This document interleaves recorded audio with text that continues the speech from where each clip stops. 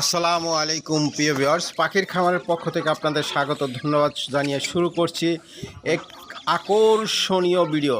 আজকে দেখাবো আপনাদের নতুন এক আকর্ষণ। এই আকর্ষণটা শুধু ঈদ পর্যন্ত চলবে। যারা নিতে চাচ্ছেন দ্রুত যোগাযোগ করবেন।